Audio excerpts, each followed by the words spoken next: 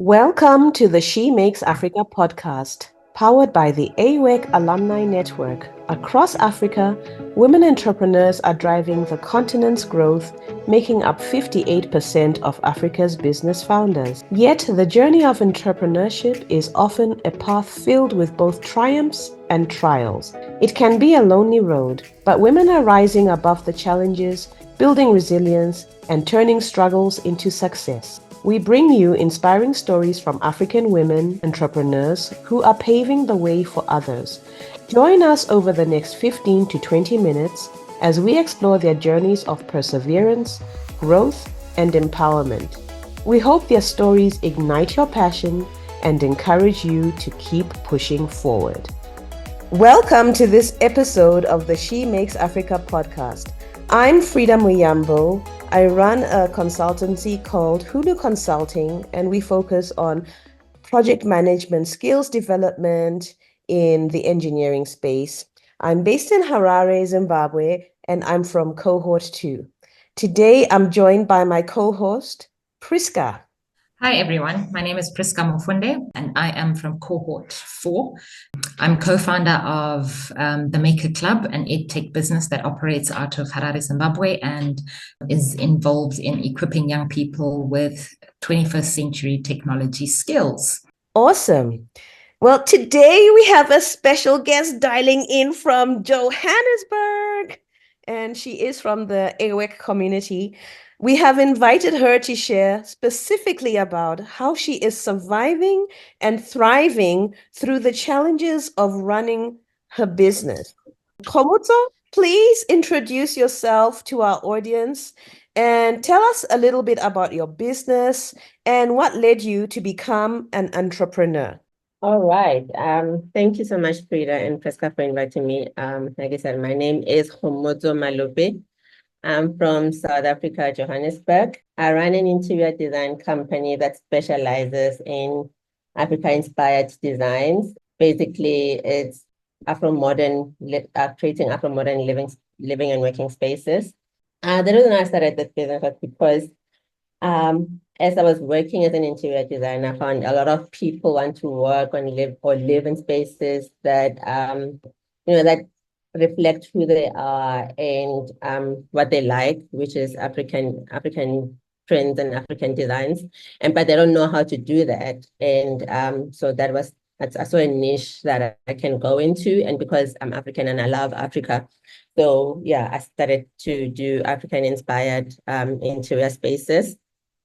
On top of that, I also design and print my own brand of wallpaper that is Africa-inspired. And also from that, we have other home decor items like cushions and canvas prints that we design and print ourselves. And yeah, basically that's their own brand from Motso Designs. That sounds absolutely amazing, Kgomotso. I am intrigued about you actually having your own brand of home decor items. I think there's definitely a gap in the market when it comes to African-inspired decor items that are coming out of Africa, created by Africans. So well done for that. My next question would really be to ask you if you could share about your AWEC journey and what are the top 2 things you learned on the program that have significantly impacted your business. On my AWEC journey, I came across an opportunity to apply to be on the AWEC program via one of the business groups that I belong to, and and I applied and I got into the program, which was a blessing for me, a blessing in disguise. The program itself has a lot of work, a lot of content, but it's information that you can just take and plug and use immediately in your business. And I love the fact that also it's you have to deal with you work with women from all over Africa, and you can get nuggets of information from everyone, like from everyone else's backgrounds, from everyone else's work experiences, business experiences, how they deal with things. Because, problems for women problems for women are basically universal. They're the same. I might be here in South Africa, it might be in Zimbabwe, but because we are women, we basically get to deal with the same similar issues. How to deal with those things. We're all mothers. Not all of us are mothers, but we're mothering. We have sisters, we daughters, we aunts. Sisterhood, womanhood is basically similar to all of us, and it was a very interesting for me to have to deal with women and see how they deal with problems or in in their communities, and how they can deal with they deal with problems in their businesses, and gathering all the information, all the experiences from everyone, and taking nuggets from everyone else's experiences and see how I can use them in my life and in my business and to actually grow it. Yeah, that was one important thing that I got from working with women in the AWEC community, and the whole sisterhood from it as well. Like even after the program, still in contact with a whole lot of other ladies that I met in the program. And that has been really beneficial for me. No, that's amazing. Like what you were saying about the challenges or common threads that women face, they really do strike a chord. Because whilst we have a wonderful sisterhood and we support each other, do you know that I've just been coaching one of my employees through the stress that she's taken on in life. And it has been too much, it has been too much. So I wonder if when you were talking about the issues women go through, whether it was something to do with that, or is that something you can elaborate on a little bit? Yeah, well, as women, one of the ladies that I became friends with, I'm from cohort 5, is in Nigeria, and she was immediately after, during like the latter parts of the course, she became pregnant, and she was going to give birth to a baby after, like shortly after the program. And she still had to, she's the face of her business. She still has to do like her own social media posts, and she still has to be the face of her brand. And for a long time she didn't show that she was pregnant, but eventually she was like, hey, I'm a mom. I'm going to be a mom. I'm going to give birth to a child soon. I'm going to be a mom, but still working. And she would talk about how she's balancing, having to prepare for this new child that she's going to have. And she also had other children as well. So and still run a business, and how actually her business was thriving during the AWEC program, because she was talking to a mentor who helped her to who helped her with how to build her social media programs. And basically when she was talking to me, I just got encouraged really to say, here's a person who is, she's a mother, and now she's having another child and still has to have her social media program going on, and still has to, have to do all these things and make time for all these things. And yeah, I was very encouraged, by interacting with her and seeing how she was doing those things. And yeah, and obviously, during the AWEC program, we had to have, Was it the people peer groups? accountable. Yeah, the Yeah, peer. yeah. Yeah. Peers that you were like you'd be accountable to, and people were in like other countries. And it was really encouraging for me to have to talk to her all the time and bounce off ideas and see how to deal with this motherhood thing and raising a family and still be in a business.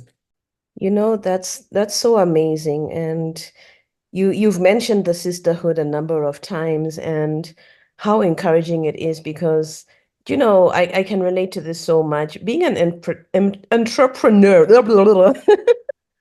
Being an entrepreneur can be such a lonely road, but your story and being able to hear about what other sisters are going through, it speaks to the fact that we are a community. And as of 2024, we are a community. AWEC is a community of about 1,200 women, and with so many countries represented, and we can relate and tap into each other across borders. But one thing we have realized from being a part of this network is that the challenges we face as female entrepreneurs, and you've already touched on this, our journeys share common threads. You've just shared a powerful story, how somebody's story encouraged you, but can you share your personal story of how you survived and thrived through a major business challenge? And in sharing, tell us what happened and why, and how critical did it get? Did you overcome it? And, where are you now? And was there anything from the AWEC program or community that helped you navigate this challenge better? The one that I like telling basically was how I actually had to pivot and use what I have. Coming up next. It happened during the COVID times. I was working from my warehouse. Businesses had to close because the challenges are often very familiar. My machinery, excess stock, and a whole lot of things. And I'm thinking, what am I going to do? You actually made the decision to respond to this opportunity. More after the break. This is the She Makes Africa podcast, brought to you by the AWEC Alumni Network. We are here to build a community for African women entrepreneurs. If you have a story to tell, share it with us. Also, if you know a sister who could benefit from the AWEC program, encourage her to sign up and make a difference. Subscribe to our podcast on YouTube or on AfriPods if you would like to help us expand our reach. Like, share, comment. Thank you for listening. But can you share your personal story of how you survived and thrived through a major business challenge? Where are you now? And was there anything from the AWEC program or community that helped you navigate this challenge better? Well, the biggest one that I had to that happened to me was before AWEC, but obviously, like as business goes, there's many, many more other stories that happened. But the one that I like telling basically was how I actually had to pivot and use what I have. It happened during the COVID times, and as you know, and I'm sure in many places in the world, businesses had to close. So there was a time where I was thinking that I was working from my warehouse and I was still thinking about opening a retail store or where I can show, all the place, the work, all the products that I make. And so I looked and I found a space that I wanted to go to. And so 3 months before moving to the space, I gave notice to vacate the warehouse where I was working at to go to this place that I wanted to go to. And so then I served my notice, and then a month before I could leave, the landlord where I was going to go to told me that no, you can't come here. And it turned out, when I found out later, it turned out they had found someone and that person was going to pay more for the space. So, and now here I was, it was end of January, so beginning of February. And I had, my machinery, excess stock and a whole lot of things. And I'm thinking, what am I going to do? And I had, put my heart and everything into this place. I dreamed of how this whole thing was going to be. But then I had to pick up everything and move into my garage at home and just, work from like a small double garage, put the machines there. Everything was just scattered everywhere, like crammed into little space. And well, as luck would have it, on my side though, then there was lockdown. And then I was like, oh my goodness, thank goodness I didn't take that lease, because then I would now be faced with leasing this retail space and no one has to go and work there. But still, I still had my mindset on retail and whatever. So I was sitting at home, like feeling a bit depressed because what I'm gonna do, it's lockdown. I'm sitting in this house with my printing machines and everything, and it's like basically the house is cluttered with things. And as I was sitting there, someone from one of the business groups that I was in was asking for if someone can print labels for hand sanitizers or something. And at first I looked at the message and I just ignored it. And like 2 hours later, no one had responded to that message. And I looked at it, and then it hit me, hey, I'm sitting with machines in my garage. I can print, I can print, I can print these labels. So, and I responded like, hey, I can print labels. How many do you want? And it turned out to be a national order. It was someone had an order from government and they had to give to, like uh, supply different provinces. So, Wow. yeah, so, like by God, basically, it wasn't really anything that I did, but because, my adverse situation became like a blessing in disguise. So I got my two young daughters to work, and everyone else was on lockdown. So I didn't have anyone else to work. So I basically had to register as an essential services worker and was driving all over the place. I didn't sleep basically. I was just printing and printing and printing the whole time. So that is something that, yeah, it helped. Yeah, well, lockdown, my business thrived during lockdown because of that. So, and basically, I just pivoted from doing interiors to doing something else. And yeah, that's how I thrived during that time. So something that was, I suppose, maybe was meant for my downfall worked in my favor, and I just used what I had at the moment, and which was my printers at the time, and just decided to do something else that was different.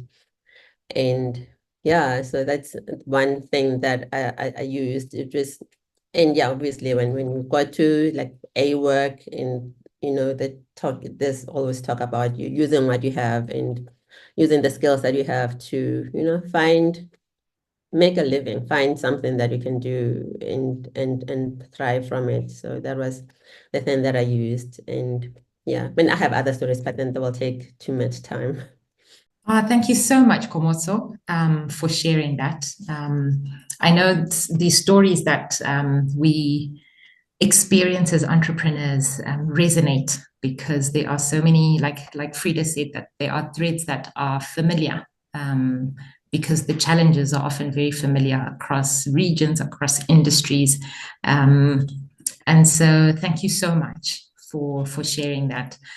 Yeah, absolutely. Kgomotso, I loved things that you kept saying, and I was taking them as nuggets as the interview went along, that I would just like to highlight. I'm African, I love Africa. So you wrote that into the purpose of your business as Motso Designs. You really lean in onto the sisterhood that we have, and it just sounds like you're carrying that forward. And I think the last thing is, you said, well, it's nothing that I did, during your trial in COVID, but you actually made the decision to respond to this opportunity that was presented. So I'd like to, honor you and just say that you did that, Kgomotso. That was amazing. So Thank you for sharing once again. To the audience, guys, I would like to ask, what is your key takeaway from this podcast? Please leave us a message in the comment section and let us know the action that you've been inspired to take in your personal life or business. Maybe there's an opportunity right under your nose that you haven't thought about responding to, that you actually can, and who knows where that can take you. So community, we have heard it. Kgomotso has shared her story of how she not only survived but thrived through business challenges. And today she and her business are more resilient and better poised to face the storms that are part of running a successful enterprise. Once again, thank you very much for joining the She Makes Africa podcast, brought to you through the efforts of the AWEC Alumni Network. Until next time, let's collaborate